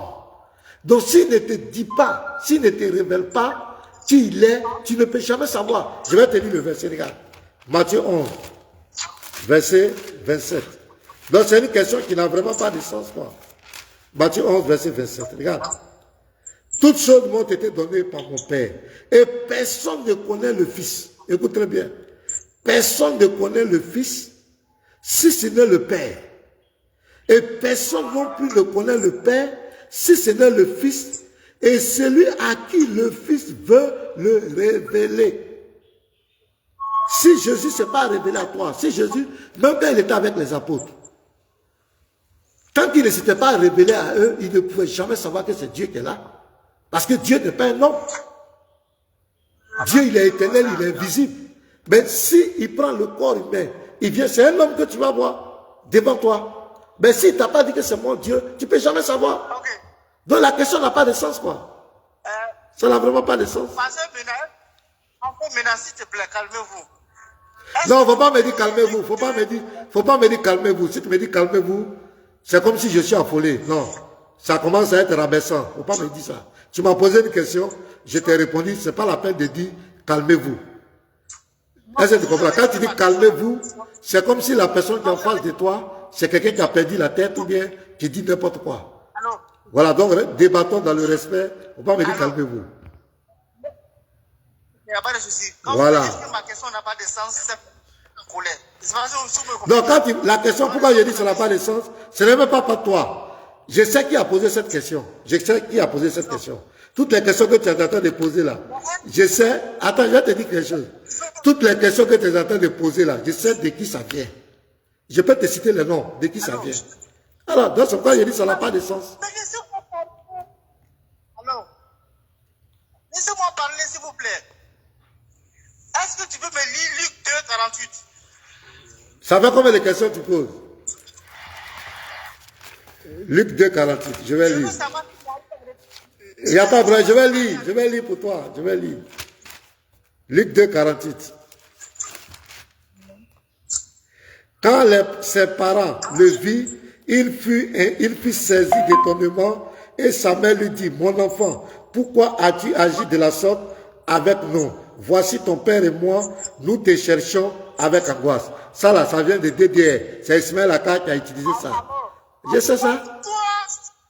S'il vous plaît, laissez-moi parler. Aïe, attends, je vais te dire quelque chose. Attends, je vais te dire quelque chose. Attends, j'ai dit, tu peux te calmer? Est-ce que tu peux te calmer? Oui, je suis calme, allons-y. Voilà. Tu m'as dit de lire le verset, non? J'ai fini de lire le verset. J'ai dit, je sais de qui ça vient, c'est Ismaël Aka. Pourquoi tu me dis, laisse-moi parler? Pourquoi tu es là pleurer? Qui t'a empêché de parler? C'est pas toi qui a... Non. C'est pas toi, mais tu m'as dit de lire. Attends, je veux qu'on se comprenne. C'est pas toi, mais tu m'as demandé de lire. Est-ce que j'ai refusé de lire? J'ai lu. Alors, maintenant pourquoi tu me dis, laisse-moi parler? Est-ce que je t'empêche de parler? Est-ce que je t'empêche de parler? Je ne comprends pas. Tu es là, tu pleures. Calme-toi, laisse-moi parler. Il y a quoi? Faut te calmer. Tu m'as dit de lire, j'ai lu le verset pour toi. Moi, j'ai lu. Je pourrais dire, toi, mais prends ta Bible pour lire. Moi, j'ai lu pour toi. Maintenant, tu es là, les petits mots, laisse-moi parler, calme-toi. C'est quoi? Toi, tu vas dire quoi? Toi, tu peux, je suis dans la vie, toi, jusqu'ici. Moi, je vais te poser une question, tu ne pourras jamais répondre. Faut te calmer. Tu vas dire quoi? Je viens de te poser des questions. Ah, donc faut te calmer. Voilà, j'ai lu. Voilà, quelle est ta question? J'ai lu. Quelle est ta question? J'ai dit, j'avais posé la question si Marie a reconnu Jésus en tant que Dieu. Tu m'as sorti des versets où tu dis que non, personne ne connaît le Fils si ce n'est le Père. Moi, je ne parle pas de cela. Je veux savoir si Marie qui a accouché Jésus a reconnu Jésus en tant que Dieu. Mais là, je ne suis pas convaincu. Je vais poser une autre question. Jean-Baptiste qui a été le prophète de Dieu. Tout le monde est d'accord que Jean a été un prophète. Mais est-ce que Jean a reconnu Jésus en tant que Dieu? Oui. Jean a reconnu Jésus comme Dieu. Jean a reconnu Jésus comme Dieu. Oui, oui. Jean a dit que Jésus est Dieu. Oui. Bon, s'il te plaît, donne-moi le verset. Ok. Donc, on va prendre d'abord Ésaïe 54. Ésaïe non, il dit Jean. Ah, mais faut te calmer. Je vais lire. Faut te calmer. Est-ce que je connais pas le livre déjà? Je vais te donner un verset. Ésaïe 54, le verset 5. Car ton Créateur est ton époux. L'Éternel des armées est son nom. Et ton Rédempteur est le Saint d'Israël. Il se nomme Dieu de toute la terre. Donc ici, Ésaïe 54 dit que l'époux d'Israël, c'est lui qui est l'Éternel. Maintenant, regarde ce que Jean dit. Jean 3, verset 28. Jean 3, le verset 28. Regarde ce que Jean dit. Vous-même m'êtes témoin que j'ai dit, je ne suis pas le Christ, mais j'ai été envoyé devant lui. Celui à qui appartient l'épouse, c'est l'époux. Mais l'ami de l'époux qui se tient là et qui l'entend éprouve une grande joie à cause de la voix de l'époux. Aussi, cette joie qui est la mienne est parfaite. Il faut qu'il croisse et que je diminue. Donc Jean dit ici que Jésus, il est l'époux d'Israël. Qui est l'époux d'Israël? Ésaïe 54, verset 5. Car ton Créateur est ton époux. L'époux d'Israël, c'est l'Éternel. Jean dit ici que cet époux-là, qui est l'Éternel, c'est lui qui est Jésus-Christ. C'est Jésus qui est l'époux d'Israël. Donc Jean reconnaît que Jésus est bel et bien Dieu. Ok, selon ce que vous venez de lire, vous dites que Jean a reconnu que Jésus est bel et bien Dieu. Maintenant, je voudrais qu'on reste dans le même passage de Jean là. Jean 1, 30, s'il vous plaît, lisez-moi cela. Voilà, toujours.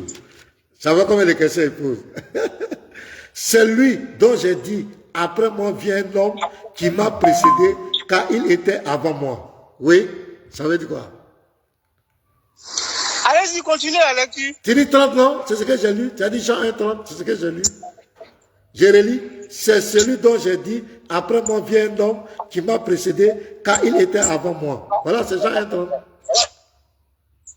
Chez moi ici, c'est écrit, cet homme que vous, comment dirais-je, chez moi ici, c'est écrit, c'est ce que je vous ai dit, avant moi, quelqu'un m'a précédé, cet homme-là. Oui. C'est ce qui est dans mon Bible ici. Mais c'est ce qui est écrit. C'est celui dont j'ai dit, après moi vient un homme qui m'a précédé, car il était avant moi. Oui. Voilà, mais je reconnais Jésus en tant qu'un homme. Oui, mais c'est vrai. Dieu s'est fait homme à la personne de Jésus. Voilà ça, j'ai lu ici. Il faut te calmer. C'est ça, il dit, vous n'avez aucune connaissance. Il faut te calmer. Jean 1, au commencement était la parole. Et la parole était avec Dieu. Et la parole était Dieu. Verset 14. Et la parole était Dieu. Au verset 1, la parole était Dieu. Verset 14. Et la parole a été faite chair. La parole est devenue un homme. La parole a été faite chair. La parole qui est Dieu. Au verset 1, a été faite chair, est devenue un homme. Et elle a habité parmi nous. Pour qu'il habite au milieu de nous là, il devait prendre un corps humain.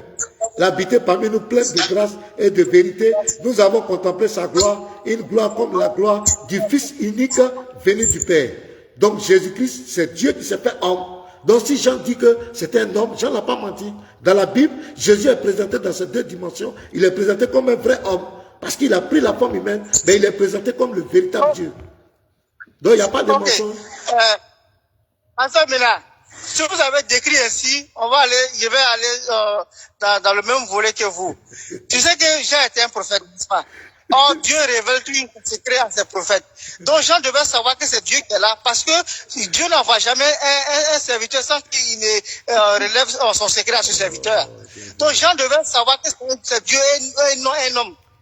D'accord. Quand je te lis Jean 3, verset 28 là, où Jean dit que Jésus là, c'est lui l'époux d'Israël. Et quand il disait ça, c'était qui? Qui est l'époux d'Israël? L'époux ici fait référence, comme moi je lis en tout cas. Et puis quand je vais, comment dire... Attends, je vais lire ici. Ésaïe 54, attends, faut te calmer. Ésaïe 54, verset 5. Car ton créateur est ton époux. Qui est l'époux d'Israël? C'est Jésus-Christ. Non, ici d'abord, Ésaïe 54, verset 5 là. Qui est l'époux d'Israël? On dit ton créateur, car ton créateur est ton époux. Qui est l'époux d'Israël? Ici. Allô? J'ai dit qui est l'époux d'Israël ici? Allô? Oui. Allô? Oui, allô, je t'écoute. Hein? Voilà, je dis, j'avais posé la question, si Jean a reconnu Jésus un jour comme Dieu, puisque Jean était l'élu de Dieu à son temps, n'est-ce pas? Maintenant, Dieu n'envoie jamais un prophète sans lui révéler son secret. Donc Jean, quand il a vu Jésus venir, il devait dire directement à Israël que c'est Dieu qui arrive comme ça. Mais il a dit cet homme-là. D'accord. Mais Jésus là, j'ai bien compris, je vais te répondre. Jésus là, il a joué le rôle d'un homme ou bien il n'a pas joué le rôle d'un homme sur la terre? Tu me poses la question si Jésus a joué le rôle d'un homme sur la terre? Oui, oui. C'est lui-même là, c'est un homme. Donc voilà. Forcément il va jouer le rôle. Mais là, attends, écoute-moi. Je t'ai pris ici parce que je crois que tu veux faire semblant, tu fais comme tu n'entends pas, tu fais exprès. Faut m'écouter très bien. Il faut m'écouter. Il faut m'écouter, calme-toi. Je vais te montrer comment Jésus est rentré dans le monde. Faut te calmer. Alors, au commencement était la parole. La parole était avec Dieu et la parole était Dieu. Donc nous, on a discuté ici. On a dit que la parole, c'est Dieu. Et la parole était Dieu. On est d'accord. Est-ce qu'on est d'accord avec ça? Continue. Non. Est-ce que tu es d'accord avec ça? Il ne faut pas me fatiguer. Est-ce que tu es d'accord avec ça? J'ai la Bible devant moi. Est-ce que tu es d'accord? Est-ce que tu es d'accord avec ça? J'ai la Bible devant moi. Est-ce que tu es d'accord, oui ou non? Est-ce que la parole est Dieu, selon la Bible? Non, la parole est Dieu. Tu dis quoi? La parole est Dieu. Donc ce qui est écrit ici, c'est faux. Et la parole était Dieu. C'est faux? La parole ne peut pas être Dieu. Bon, c'est que ce n'est pas la peine. C'est que je ne peux pas continuer de débattre avec toi. C'est une perte de temps. Parce que c'est écrit. C'est écrit noir sur blanc. Et la parole était Dieu. Tu dis non. Mais on va faire quel débat? Allô? Non, mais allô? Les frères, tout ce qui est en ligne. Attends, faut te muter. Attends, je vais mettre pause. Comment quelqu'un qui dit, regardez les frères. Sur ce verset-là, moi j'ai posé la question. Est-ce que la parole de Dieu est Dieu? Mais c'est écrit, et la parole, quand on dit et la parole était Dieu, ça veut dire quoi en français? Bien. Est-ce que... Non, c'est pas est-ce que, réponds à la question. Quand on dit et la parole était Dieu, ça veut dire quoi? Ok. Quand je lis ce verset... Non, c'est pas ma question. Tu vas répondre, sinon on ne bouge pas. Et la parole était Dieu, ça veut dire quoi? La Bible dit au commencement était la parole, et la parole était avec Dieu, et la parole... C'est pas ma question. Et la parole était Dieu, ça veut dire quoi en français? Réponds. En français, selon la Bible, ça veut dire que la parole est Dieu. Selon Merci beaucoup. La Bible. La parole est Dieu. Donc, selon la Bible, la parole est Dieu. Verset 14. La parole qui est Dieu là. Maintenant, Dieu. Attends, laisse-moi te calmer. Calme-toi, mon frère. Tu m'as dit de te répondre. Calme-toi. Je vais poser une question. Non, tu ne poses pas de questions. Calme-toi. Calme-toi. Je vais te rapprocher. Moi, je n'aime pas le désordre. Je vais te rapprocher. Je n'aime pas le désordre. Non, je vais te rapprocher. Si ça continue comme ça, je vais te rapprocher. Je n'aime pas le désordre. On a reconnu ici que la parole était Dieu. Tu as dit que ça veut dire que la parole est Dieu. Point. Attends. qu'est-ce que je vais faire là-bas? Je vais diminuer ton truc là. Si tu ne veux pas rester tranquille. Allô?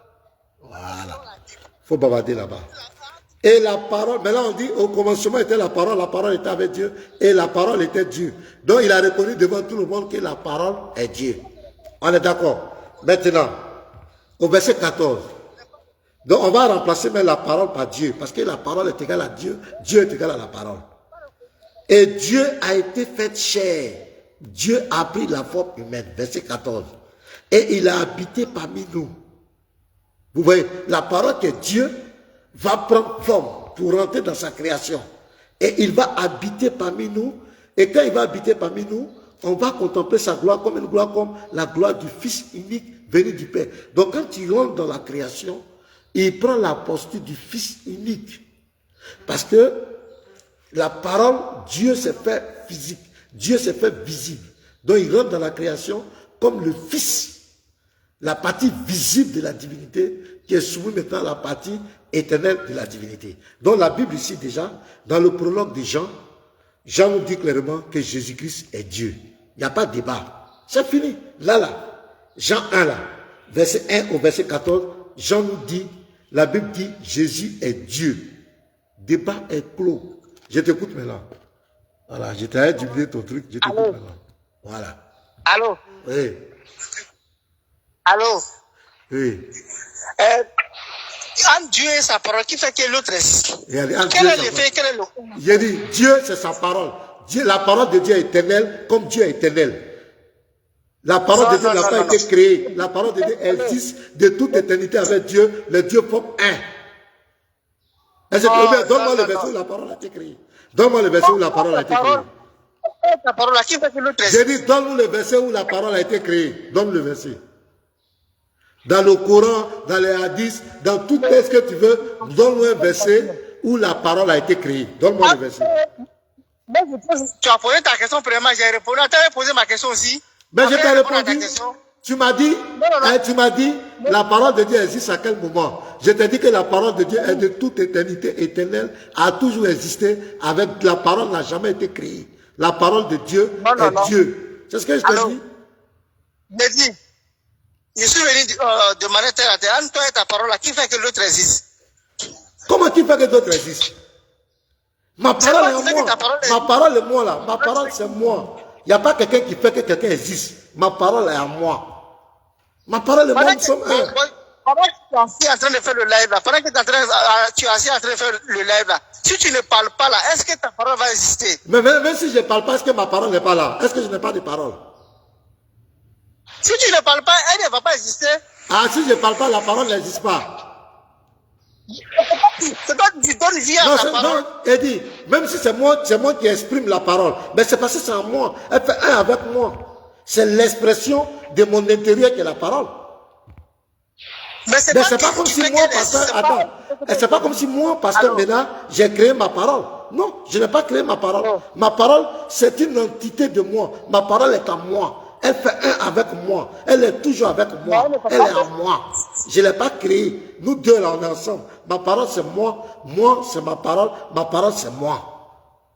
Alors, il ne faut pas fatiguer les gens. Ah. Non. Les trucs sont clairs. On dit la parole était Dieu. Bon, maintenant, attends. Moi, je vais te poser une question pour que ça rafraîchisse ta mémoire. Je vais lire et puis je vais te poser une question. Au commencement était la parole. Et la parole était avec Dieu. Et la parole était Dieu. Elle était au commencement avec Dieu. Et toutes choses ont été faites par elle. Et rien de ce qui a été fait n'a été fait sans elle. En elle était la vie. Et la vie était la lumière des hommes. Verset 5. La lumière luit dans les ténèbres. Et les ténèbres ne l'ont point reçu. Il y eut un homme envoyé de Dieu. Son nom était Jean. C'est-à-dire le prophète Jean. Il vint pour servir de témoin, pour rendre témoignage à la lumière, afin que tous crussent par lui. Jean est venu rendre témoignage de qui, s'il te plaît? Allô? Oui, Jean-Baptiste est venu rendre témoignage de qui? Il est venu rendre témoignage au Christ. Ok. Donc ici, on dit il vint pour servir de témoin, pour rendre témoignage à la lumière. La lumière représente qui ici? Jésus.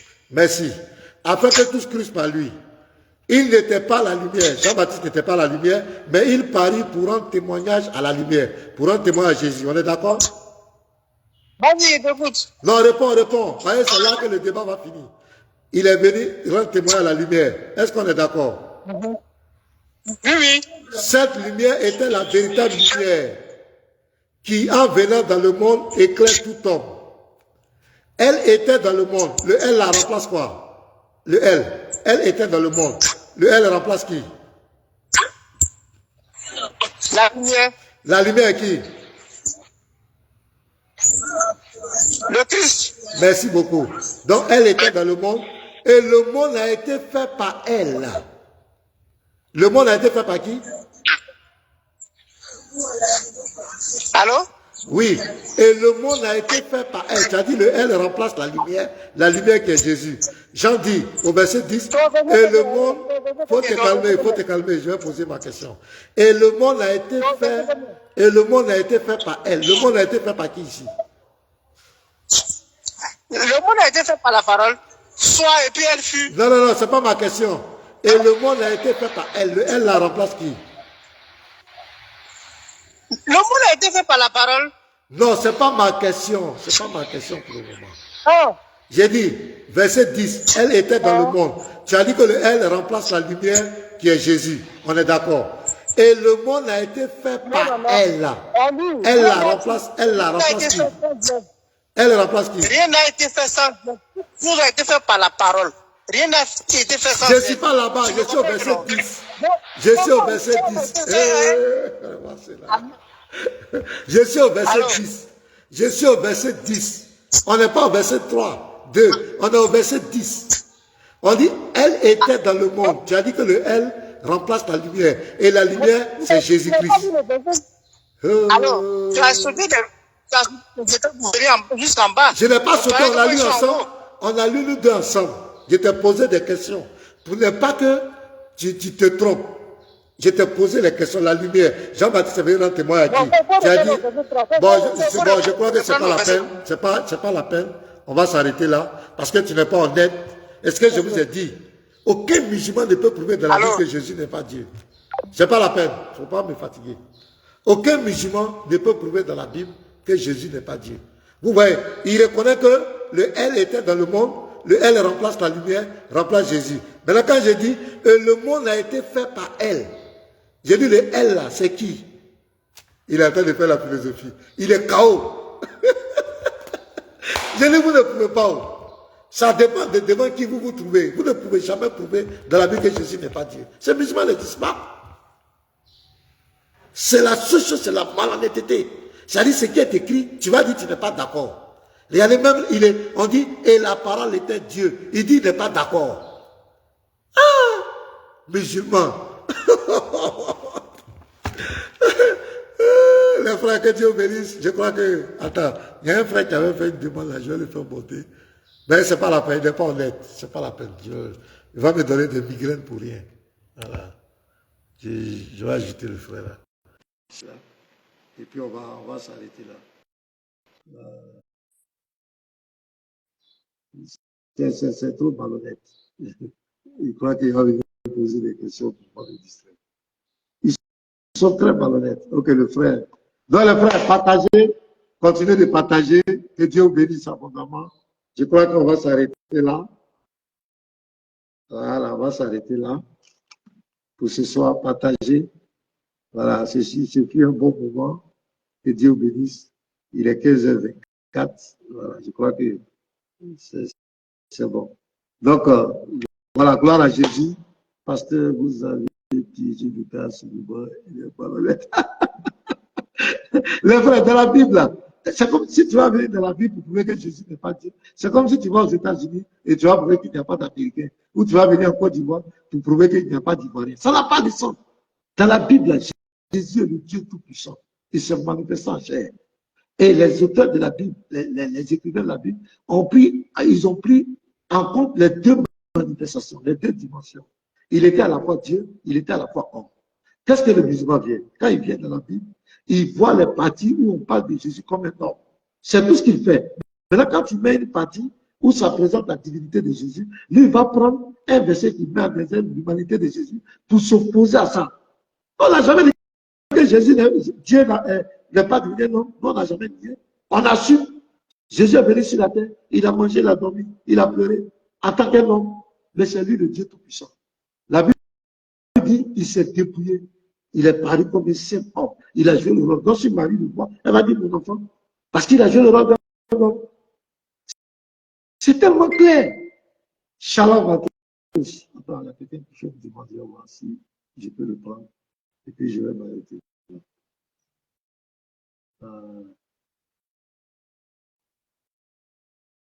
Bon, je crois que la connexion du frère, c'est pas bon.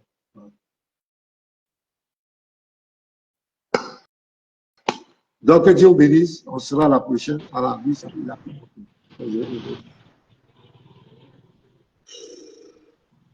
Oui, frère, tu as la parole. Hein? Bonjour. Oui, bonjour. Comment allez-vous? Je vais très bien, chez toi. Oui, chez moi, ça va. Ok, quelles sont les... Sinon, je suis depuis au Burkina, je suis au direct.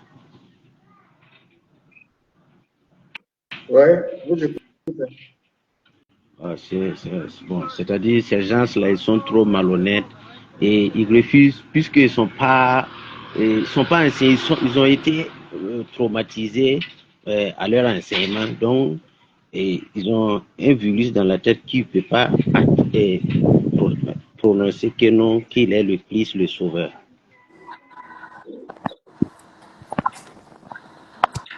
Abel, je vais bien, pasteur, je vais bien. Je suis content. Le frère, je ne t'entends pas bien. Abel, J'ai dit, je vais bien, pasteur. Oui, okay, moi aussi, je viens bien. J'ai dit qu'ils n'ont pas été enseignés, mais ils sont traumatisés, quoi. Ah, d'accord. Abel, tu as la parole. Ok. Donc, que le frère se calme d'abord, qu'il ferme son micro d'abord. Voilà, frère, il faut fermer ton micro. Voilà. Vas-y, Abel. Voilà, merci beaucoup, pasteur. Vraiment, je suis, chaque fois que je viens te suivre, vraiment, je suis très content. On a commencé depuis 2020-2021 là. Jusqu'à aujourd'hui, tu montes seulement et l'Esprit de Dieu est toujours avec toi. Je suis content, vraiment. Maintenant, lui qui vient de t'appeler là, il a pris un verset où il demandait si Jean avait reconnu que si Jésus était Dieu. Le verset même qu'il a pris là, où Jean même dit, c'est lui, il m'a précédé. Ouais, comment Jésus qui est un homme, il a pu précéder Jean, comment il a pu précéder Jean? Comment il est venu avant Jean? Il ne se pose même pas cette question-là. Vraiment, ils sont trop ignorants, quoi. Donc, c'est pour te féliciter. Et puis, en tout cas, on est de cœur avec toi. On prie, on te suit, que ce soit sur TikTok. Vraiment, on a commencé il y a longtemps. Et jusqu'à présent, vraiment, Dieu fait grâce. Voilà, que Dieu te bénisse, que Dieu bénisse ta famille, que son esprit, en tout cas, te dit, comme lui-même il a dit, vraiment. Les réseaux sociaux, les gens, quand on était encore au collège, on disait les NTIC allaient venir faire des choses, mais Dieu même a fait que nous, on utilise les NTIC, les réseaux sociaux encore pour avoir du monde. Voilà, donc vraiment merci beaucoup, pasteur. Chaque fois, je te suis, que ce soit sur live, TikTok, que ce soit ici. Même quand je viens, que tu as déjà fait le live, je viens, je révisionne tout ça là, et puis je mets les commentaires. Ok, donc merci beaucoup, pasteur. Merci. Ouais, mon ami, c'est la parole. Comment allez-vous? Mon frère. Ah, ta connexion n'est pas trop ça. Ta connexion n'est pas ça. Faut fermer la caméra. Faut fermer la caméra. Là, tu pourras bien t'exprimer. Je vous suis depuis le Burkina. Allô? Faut fermer la caméra. Sinon, on ne t'entend pas bien. Je dis, je vous suis depuis le Burkina. Ah, d'accord. Merci. Okay, voilà. Sinon, les gars, ils sont trop malhonnêtes et ils refusent la vérité. Ils refusent trop la vérité comme les Juifs l'ont fait. Donc, eux-mêmes, ils sont condamnés à rester comme ça. Comme il y a d'autres, il y a des versets qui sont créés pour les égarer. Donc, la plupart d'entre eux aussi seront égarés comme les Juifs, d'autres Juifs ont fait aussi. C'est ça. Bon, frère, merci. On va arrêter là. Je remercie tout le monde pour votre participation. Voilà, on va s'arrêter là. Ciao, ciao. Bonne soirée à tous.